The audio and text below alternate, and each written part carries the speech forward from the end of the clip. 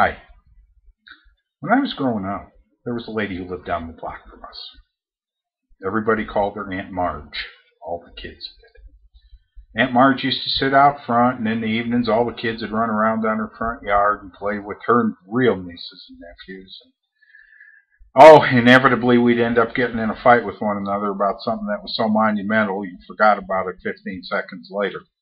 But I always remember that Aunt Marge used to kind of shake her head a little bit and do a tisk, tisk, tisk and say, jealousy is a terrible thing. Now, you may think, oh, gee, John, I don't need to listen to this morning. I never get jealous. You know what? Neither do I. But just in case you ever thought about it, let's just try all this on for size, okay?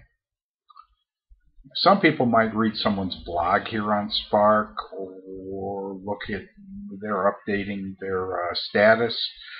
Might look at their weight ticker or their Spark page and just see how well they're doing, and boy, you kind of narrow your eyes a little bit and think, boy, don't they think they're special.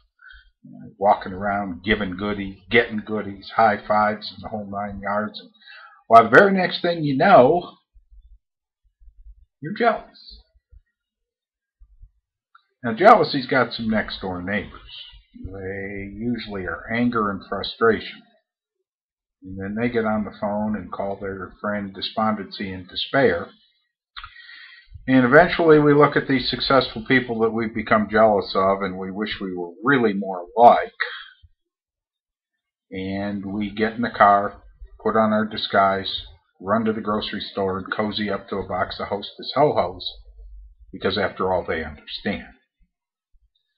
We can never be like fill in the blank. You're right. You can't. And no one can be like you. No one on the face of this earth who was born before you and who will be born after you can be like you or can do the things you do. No one in the history of the universe will be able to make the impact on your environment that you'll be able to make. So without you, the rest of us are all lost. Without you, the world's really not as fun a place to live in. You know, it's kind of like having a missing tooth. You know, when you go to smile, when you go to smile and you see a missing tooth, you notice it. That's what the world would be like if you weren't here. Be a bunch of us walking around smiling with a bunch of missing teeth. And without that one missing tooth, everything else is out of alignment. Imagine the world without you. Close your eyes for a second. Think about everybody in your life. Just today, the people in your life today. Friends, family, neighbors, spark friends. What would the world be like if you weren't here? If you had never been created? A sadder place. I know for my part, I could start naming names, and if I did, I'd forget somebody, and then I'd feel terrible. I don't know what the world would be like if those of you I know weren't here. Don't know that I'd be as motivated. Well, John, you do your own motivation, sure. But there's so many of you that set a good example for me by the things you've accomplished. And you've taught me something, because the pre-Spark John used to get jealous of people. Now, when I read or see about an accomplishment one of you or some of you have made, I turn that into motivation. I can do that. So I started running C25K. I started just reading some of your blogs because you kind of became, well, not kind of, you did become my Spark friends. And I started reading those blogs about C25K. And then, you know, Joan and I walked in a 5K walk back around the 1st of May. And all of a sudden, out of the clear blue sky, I ran the last quarter mile and I didn't die. And the next day, got on the internet and looked at the C25K program, and I started. I'm in week 6. I repeated some weeks. But that's not the point. If you weren't there, I might not have known about it. Or I might have thought it was beyond my reach. Read one of your blogs recently about spinning, and I've kind of, my gym does spinning very early in the morning, and I've kind of watched it. I thought, that might be something I might like to do. Right? Something to break up sitting on the elliptical machine or on the bike or the treadmill in between the days when I'm running and not doing my personal training now. But see, one of you brought that to me. So if you weren't there, I might not have known about it.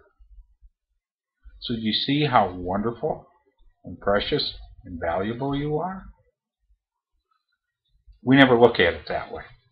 We always look at what other people are doing and think we got to catch up.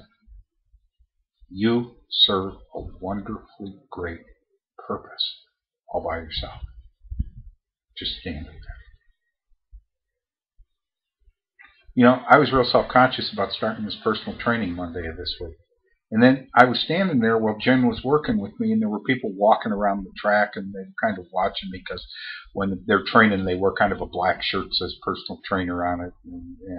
And I saw people kind of look at, well, what is he doing over there? What kind of exercise is he performing? And, you don't ever know what kind of purpose you serve.